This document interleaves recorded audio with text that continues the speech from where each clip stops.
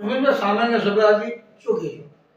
ખાસ કરીને આજે હું એવું માનું છું કે જિલ્લા પંચાયતની છેલ્લી સામાન્ય સભા હતી. હવે પછી કદાચ ઇલેક્શન આવશે, પણ આજે 5 વર્ષને અંતે પણ સભ્યની અંદર એક આક્રોશ હોય એવું મને લાગ્યું કે સભ્યોના સૂચવેલા કામો યોગ્ય સમયે જિલ્લા પંચાયત દ્વારા થતા નથી.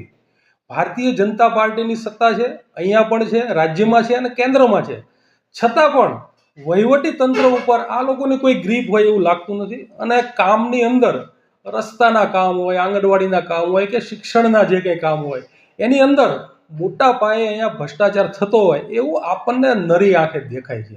ખાસ કરીને રિપેરિંગના કામો, રોડ રસ્તાના કામો છે એની અંદર રિપેરિંગ ખાડા પૂરે તો ટેકરા કરે છે અને પૂરેપૂરા કામ પણ થતા નથી. એટલે સભ્યોની અંદર આજે 5 વર્ષની અંતે પણ એમનામાં કોઈ સેટિસ્ફાઈડ હોય એવું મને લાગતું નથી. કારણ કે તંત્ર દ્વારા કંઈ પણ કામ બોટાદ જિલ્લાનું અંદર થતું નથી અને કોન્ટ્રાક્ટરોની આખી રિંગ થઈ ગઈ છે.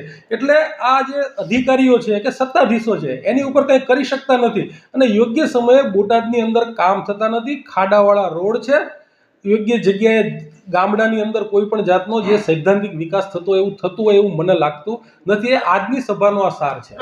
કેવા પ્રકારના કામોમાં ખાસ ભ્રષ્ટાચાર થતો હોય તમે આક્ષેપ કરી રહ્યા છો? કેવા કામો? ખાસ કરીને માની લો કે રોડ રસ્તાના કામ છે એ છે ભ્રષ્ટાચારનું મૂળ છે.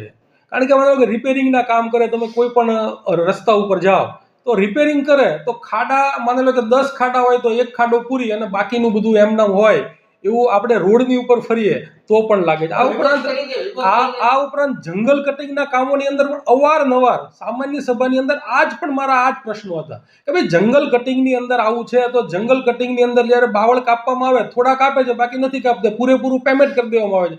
તો અમે આજે જિલ્લા પંચાયતની અંદર કીધું કે આ પેમેન્ટ અટકાવવામાં આવે, આવા કોન્ટ્રાક્ટરને બ્લેકલિસ્ટ કરવામાં આવે, આવા કોન્ટ્રાક્ટરની ડિપોઝિટ જપ્ત કરવામાં આવે, એવી બધી જ રજૂઆતો આજે અમે સામાન્ય સભાની અંદર કરી છે. ખાસ કરીને આજની સભામાં કેટલાક સભ્યોની સૂચક ગેરહાજરી, દાખલા તરીકે આરોગ્ય સમિતિના ચેરમેન સહિત, શું કહેશો?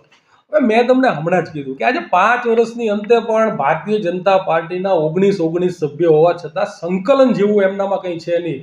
અંદરો અંદર આજે પણ વિખવાદ હોય, કારણ કે આમાં સભ્યોનો વાંક નથી, કારણ કે સભ્યોના કામ જ થતા નથી. એમના વિસ્તારમાં એ લોકો જઈ શકતા નથી.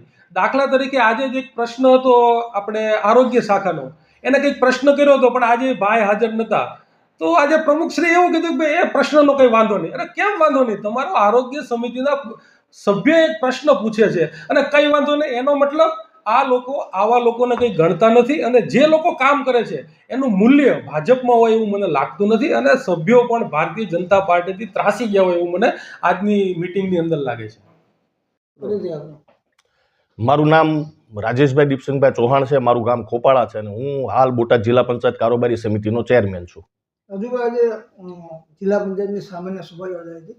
ખાસ કરીને વિપક્ષના નેતાનો એવા ગંભીર આક્ષેપો છે કે ચૂંટાયેલા જે સભ્યો છે જિલ્લા પંચાયતના તેમનું કાંઈ ચાલતું નથી, મોટા પ્રમાણમાં જિલ્લા પંચાયતમાં ભ્રષ્ટાચાર ચાલી રહ્યો છે. આ આક્ષેપને કેવી રીતે છે? શીલુભાઈની આમ તો છે ને માનસિકતા હોય છે. દર વખતે શીલુભાઈ ન કરવાના પ્રશ્નો કરતા હોય છે. એક તો તમે ત્યાં પત્રકાર મિત્ર તરીકે હાજર નહોતા. હવે મારા પરમ મિત્ર છે અને મારે આવું કહેવાય નહીં, પણ છતાંય જે પ્રશ્ન સ્ટેટના હોય એ જિલ્લા પંચાયતમાં લાવીને મૂકે છે, જિલ્લા પંચાયતના પ્રશ્ન હોય એ સ્ટેટમાં જઈને મૂકે છે. એટલે શીલુભાઈ જે આક્ષેપો કરે છે ને એ મારી દ્રષ્ટિએ આની પહેલાં પણ મેં બાઇટમાં ચેરમેન તરીકે કીધું હતું, એના પાયા વિહોણા જ આક્ષેપ હોય છે અને હંમેશા પાયા વિહોણા હોય છે. ખાસ કરીને એક આક્ષેપ એવો પણ છે કે જે જંગલ કટિંગની વાત છે એમાં જંગલ કટિંગ થયું નથી અને પૈસા ઉગડી ગયા છે. ના, એ વાત તદ્દન ખોટી છે. આપ ગમે ત્યારે જઈને સ્થળ તપાસ કરી શકો છો. એમાંય સરકારની મર્યાદા હોય છે કે 1 મીટર 1.25 મીટરની અંદર જંગલ કટિંગ થતું હોય છે. હવે શીલુભાઈનું કહેવું એવું હતું કે તમે 3 મીટર આઘો હોય તો પણ બાવળ કાઢી નાખો, તો એ તો કેવી રીતે શક્ય બને? જે સરકારની ગાઈડલાઈન મુજબ છે એ મુજબ જ કામ થાય છે. અને અત્યાર સુધીમાં એક પણ વખત એને આવું સાબિત નથી કરી દીધું કે જંગલ કટિંગ થતું નથી અને પેમેન્ટ ઉપડે છે. એટલે પાયા વિહોણા આક્ષેપ છે. એક એવો પણ આક્ષેપ છે કે સભ્યો છે તેને અંદરો અંદર મનમેળ નથી, સભ્યોના કામ થતા નથી. આરોગ્ય સમિતિના ચેરમેનની પણ સૂચક ગેરહાજરી છે. તેમના પર્સનલ પણ કંઈક વાત થઈ હતી, શું કહેશો? નહીં, એમાં તો એવું છે કે આરોગ્ય સમિતિના ચેરમેન છે એમની ના દુરસ્ત તબિયતના કારણે મને એવું હતું કે એ આવશે, પણ એને મને કીધું હતું કે ભાઈ મારી તબિયત સારી ન હોવાથી હું આજે આવવાનો નથી. અને બીજું કે અત્યાર સુધીમાં અમારે એકબીજા સભ્યને નથી બનતું એવું ક્યારેય પણ બન્યું નથી. હંમેશા અમારી એક ટીમ, બોટાદ ટીમ અને જિલ્લા પંચાયતની ટીમ એક સાથે અત્યાર સુધીમાં અમે કામ કર્યું છે. સર, આજે જિલ્લા પંચાયતની સામાન્ય સભા યોજાઈ હતી. કેવા પ્રકારના વિકાસના કામોને બહાલી આપવામાં આવી, ચર્ચા કરવામાં આવી, શું કહેશો? આજરોજ બોટાદ જિલ્લા પંચાયતના સભાખંડ ખાતે માનનીય જિલ્લા પંચાયતના પ્રમુખશ્રીના અધ્યક્ષસ્થાને સામાન્ય સભાનું આયોજન કરવામાં આવ્યું હતું. તેમાં અલગ અલગ સમિતિઓ જિલ્લા પંચાયતની જેમની બેઠક જે થઈ ગઈ છે એ બેઠકોની એમની પ્રોસિડિંગને બહાલી આપવામાં આવી હતી.